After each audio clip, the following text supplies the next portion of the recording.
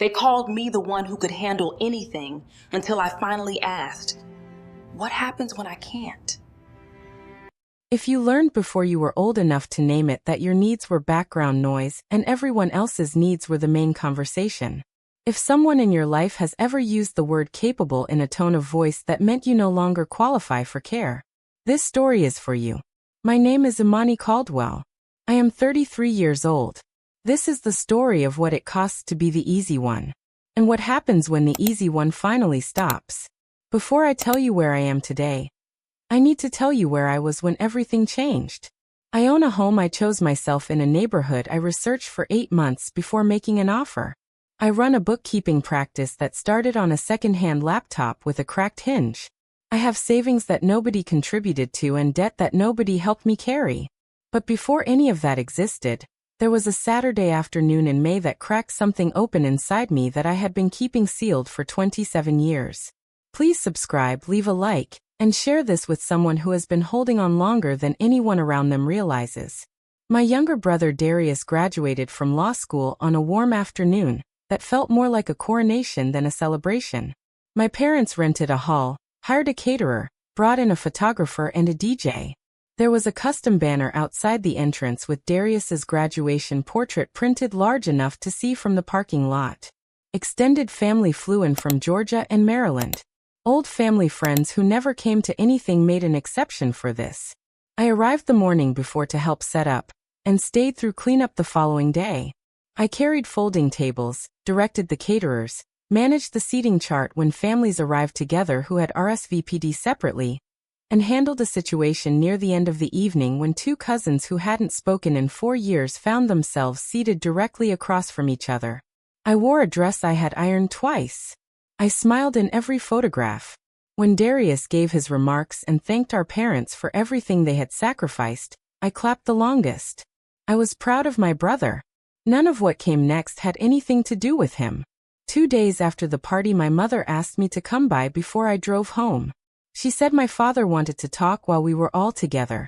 We sat in the living room where I had watched Saturday morning cartoons on a small television that sat on top of a bigger television we no longer used. My father sat in the chair nearest the window. My mother sat beside him on the love seat. I took the couch. He began by explaining that the celebration had cost more than planned, and that they had decided to help Darius with a deposit on an apartment near his new firm, along with furniture so he could focus on starting his career without financial pressure pulling at him. Then he looked at me. Imani, you've always been the one who figures things out.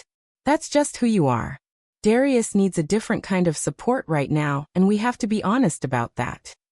My mother nodded once beside him. I was 27 years old. I had $1,400 in my checking account and $52,000 in student loans. My car needed brake pads I had been delaying for 2 months because I couldn't fit the repair into my budget. I was eating lunch at my desk 4 days a week to avoid spending money outside the apartment. But apparently I was the one who figured things out. I looked at my father for a long moment.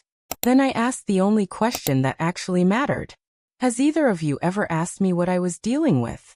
The room went quiet in a way that felt like an answer before anyone spoke. My father shook his head slowly. We didn't think we needed to, he said. I let that sit in the air between us. Then I stood up, thanked them for the coffee, carried my cup to the kitchen, washed it, set it on the drying rack, and went to collect my overnight bag from the guest room. My mother hugged me at the front door. I hugged her back completely because I was not walking out of that house with hatred in my body. Hatred was too heavy for the road I was about to travel. I was walking out with something more useful. Clarity. For hours is a long time to be alone with a realization. I drove the entire way without music. I needed to hear myself think. What kept returning to me was this. The graduation party was not where the problem started. It was simply the place where I finally stopped being able to pretend the problem didn't exist.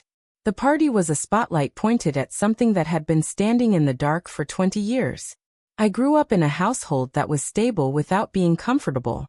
My father drove freight routes 3 nights a week. My mother managed a dental office front desk, and gave her energy to that building before coming home to give what remained to us. They were not careless parents. They were tired ones. I understood that even as a child, and I think that understanding is part of what made me so quiet about my own needs. I didn't want to add to what they were already carrying. But Darius had a different relationship with that dynamic. He was the youngest and the only boy, and there was something about him that activated a different part of my parents. Not a better part necessarily, just a more responsive one. When he was anxious, the household reorganized around his anxiety. When he needed help, the help arrived before he finished asking.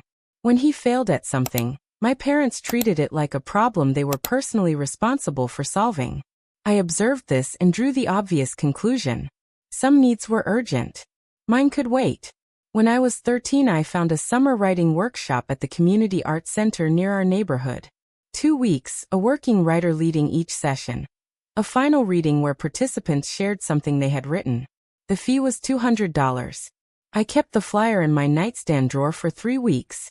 Every night before I turned out the light, I read it once more, calculating the right moment to ask. The right moment never came. Darius had a baseball tournament 2 of the 3 weekends. My older sister Rochelle had a recital my mother was already anxious about. The household's attention was fully allocated. I put the flyer face down in the drawer and let the deadline pass.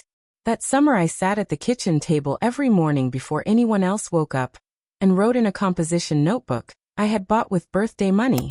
If the workshop wasn't available to me, I would run one for myself at 6 a.m. with a bowl of cereal and whatever I could teach myself. I think about that girl sometimes. 13 years old. Already accustomed to building substitutes for the things she couldn't ask for directly. By high school I had stopped being surprised by the pattern and started working around it. I applied for every scholarship I could find without mentioning it to my parents, because asking for help had started to feel more draining than handling things myself.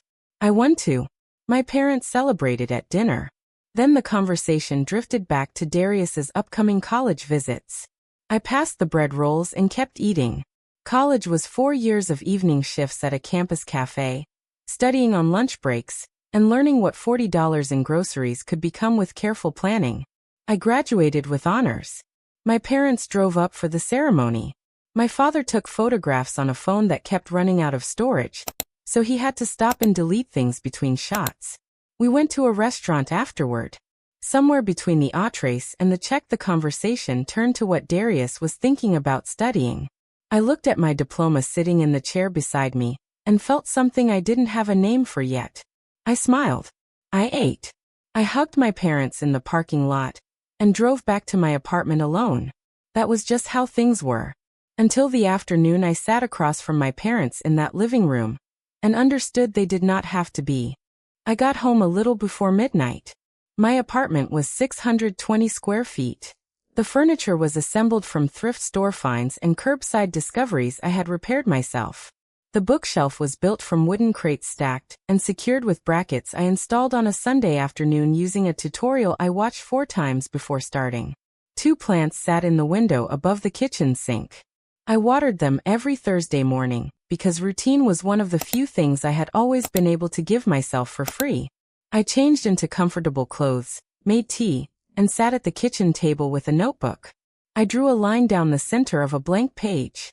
On the left side I wrote every form of direct financial support my parents had ever provided. The list took less than 4 minutes to exhaust. Help with my first semester of college. $100 twice during genuine emergencies.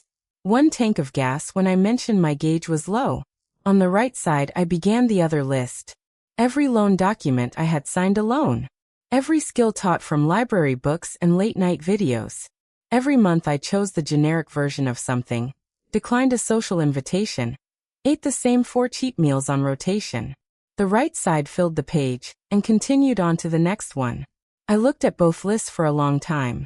Then I opened my laptop and began writing something I had never written before. Not a diary entry. Not a message to anyone I knew. Something more honest than either of those. I wrote about being the child who made herself small because small children are easier to overlook, and being overlooked felt safer than being told no. I wrote about the workshop I never attended and the composition notebook I filled that summer instead. I wrote about graduating with honors while the conversation moved on without me. I wrote about what it felt like when the word capable was used in a tone that meant you are no longer eligible for tenderness. I wrote until my hands ached and something in my chest felt scraped clean. Not healed. Not fixed. Just emptied of something that had been stored there for too long. I saved the document. I closed the laptop. Then I made one decision before I let myself sleep. I was finished building my life inside the outline of someone else's expectations. Finished waiting for recognition that might never come. From this point forward, every unit of energy I had was going toward something that belonged to me and nobody else. That decision became the most important foundation I ever laid. The next 18 months were not a transformation story in the way people mean when they use that word. There was no singular turning point. No mentor who appeared at the right moment. No unexpected opportunity that changed everything. There was only the work, repeated daily, compounding quietly the way interest compounds when you stop touching the account. I kept my position at the property management firm, and enrolled in a bookkeeping certification course I paid for across 3 installments because I couldn't manage the full cost at once. I studied in the hours between dinner and sleep. Some evenings the material came easily. Other evenings I read the same concept 4 times and understood it less after the 4th reading than after the first. I kept going because stopping felt like agreeing with something I had decided to stop agreeing with. I cut my expenses to the load-bearing walls. Cooked nearly every meal. Canceled subscriptions I had been paying for without using. Stopped buying things because they were discounted and started only purchasing things I had planned for. The difference revealed itself in my bank account within 60 days. There were harder nights than others. One Tuesday in November I sat at my kitchen table after finishing a certification module and looked at my loan balance and my checking account side by side on the same screen. I felt the particular exhaustion that comes not from physical tiredness, but from the sustained effort of refusing to quit. I closed both tabs, washed my face, and went to bed. The next morning I opened the module again, and kept moving. That night was not special. It happened approximately once every 3 weeks for 18 months. I am telling you because transformation is usually described as a series of breakthroughs. In my experience it was mostly a series of Tuesday nights, where I chose not to stop. A neighbor named Celestine ran a small catering operation, and mentioned one evening that her financial records had become unmanageable before tax season. I offered to help on Saturday morning. 4 hours later she handed me $80 in cash. I drove home and sat in my car in the parking lot for a few minutes, the envelope on the seat beside me, and the parking lot completely empty in every direction. The $80 was not significant on its own. What mattered was the feeling underneath it. Earning money through a skill I had built myself felt different from a paycheck. It felt like evidence of something I had been trying to prove to no one in particular for a very long time. Celestine told her cousin. Her cousin called me 3 weeks later. That client mentioned me to her accountant, who passed my name to 2 small business owners looking for someone reliable. I never advertised. I simply did careful work and allowed satisfied people to tell the next person. Within 8 months I had 4 regular clients. Every dollar went directly toward my student loans. I made payments above the minimum every single month. Even during the months when doing so meant choosing the thing that moved me forward rather than the thing that made me comfortable. I checked the principal balance on the 1st of every month, wrote the new number in a small notebook in the kitchen drawer, and gave myself 30 seconds to feel it before moving on. I passed my certification exam on a Thursday morning. I sat in my car afterward with my hands on the steering wheel, and let myself feel the full weight of what those 18 months had contained. Every night I had chosen studying over rest. Every purchase declined. Every Tuesday night I had washed my face and come back the next morning. I sat with all of it for 4 minutes. Then I drove to work and said nothing to anyone. I had spent too many years looking for a room to celebrate in. I had learned that the accomplishment itself was enough. I was the audience I had always needed. Word traveled the way it always does in families.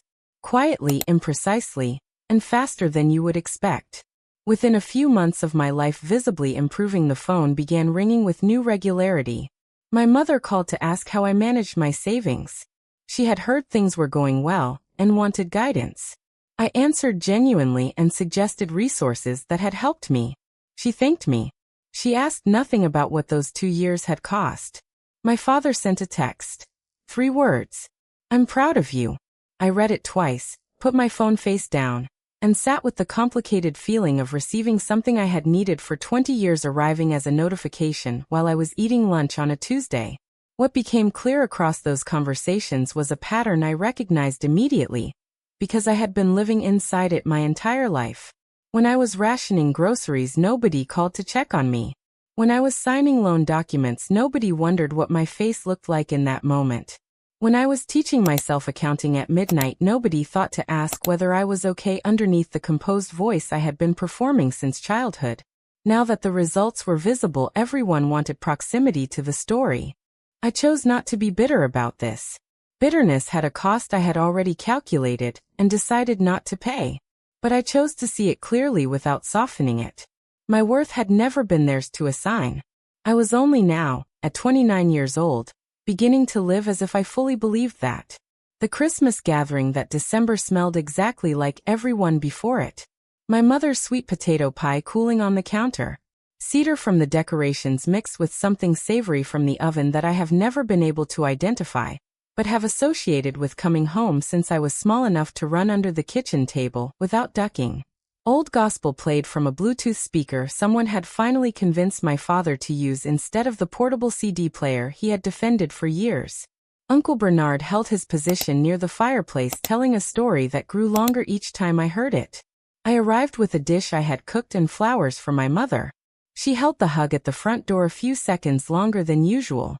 Late in the evening, I was in the kitchen washing dishes when my father came in. He picked up a dish towel without being asked, and positioned himself beside me to dry what I handed him. We worked quietly. The gathering continued in the other rooms. Someone was laughing at something Bernard had said. My father cleared his throat. I've been watching what you've built, he said. I have a lot of respect for it. You really turned things around. I kept my hands in the water. I thought about 13-year-old Imani at the kitchen table at 6 a.m. with a composition notebook, running her own private version of a workshop nobody had bought her a seat in. I thought about the 4 hours of highway after that living room conversation. I thought about the $80 in cash and the certification exam, and every Tuesday night I had washed my face and kept going. I turned to face him. Dad, I said. I didn't turn anything around. He looked at me. I have been this person the whole time. I have always worked this hard. I have always been this focused. Nothing changed about who I am. The only difference is that now there are results you can see, so now it registers. He was quiet. I never needed you to carry me. I needed you to see me. I needed to matter to you on the ordinary days when I wasn't accomplishing anything visible. There is a significant difference between those two things, and I spent most of my life hoping you would eventually notice it. The kitchen was completely still. He set the dish towel on the counter. He looked at his hands the way people do when they are trying to find something to do with the weight of a moment. When he looked back up, something in his expression had shifted. Not broken. Not collapsed. Just honest in a way I had not seen before. You're right, he said. I confused capable with not needing anything. That was wrong. 2 sentences. No defense. No footnotes. 2 sentences that told me he had actually heard what I said. We finished the dishes. By the time we returned to the living room, Bernard had moved on to a different story, and nobody knew we had been gone long enough for anything significant to happen. But something had happened. Just enough. Just the beginning of something. For months later, I went back to the document I had written the night I returned from my parents' living room. I read every word. Some of it was rawer than I remembered. All of it was true in the way that 2 a.m. writing is true, without the editing that daylight encourages. I began adding to it. The certification. The clients. The first of the month ritual. The Tuesday nights. The way it felt to watch a loan balance fall below a number I had been staring at for years. Then I wrote the section that took longest. I wrote directly to my parents.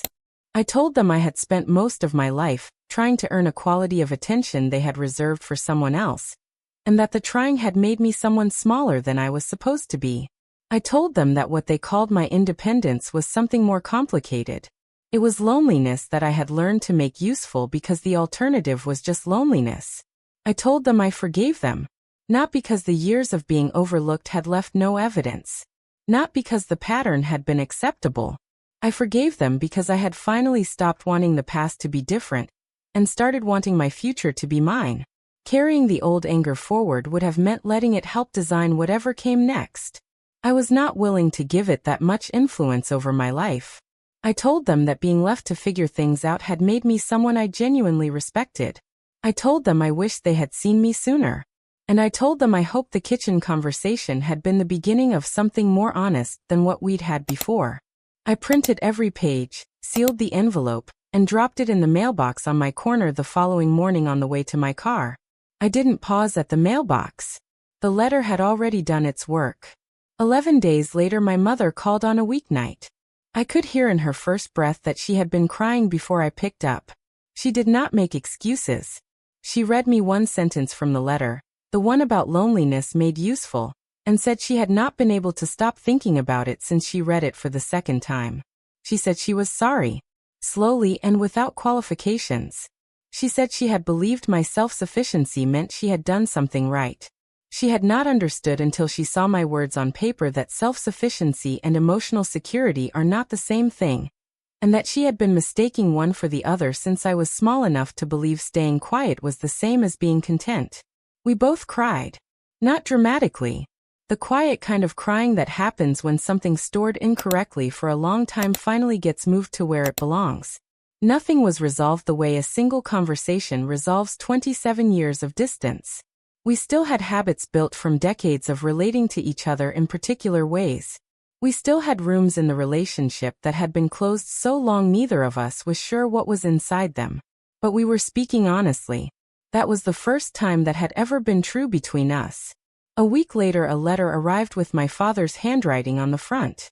I sat down before opening it.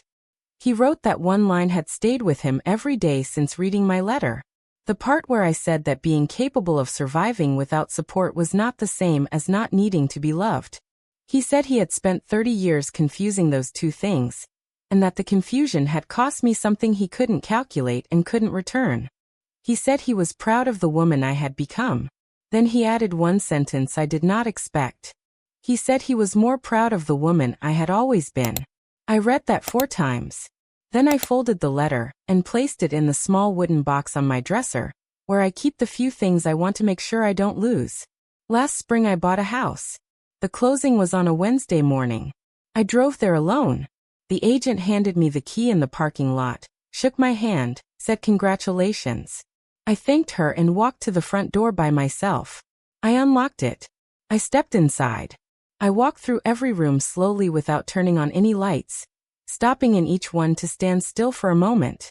In the kitchen I thought about the composition notebook and the 6 a.m. mornings and the girl who built her own workshop at the table, because the real one wasn't available to her. In the small back bedroom that would become my office, I thought about the Tuesday morning I had dropped an envelope in a mailbox and kept walking. Nobody handed me the key. I earned it in installments the same way I earned everything else. I stood at the back window and looked at the small yard for a long time.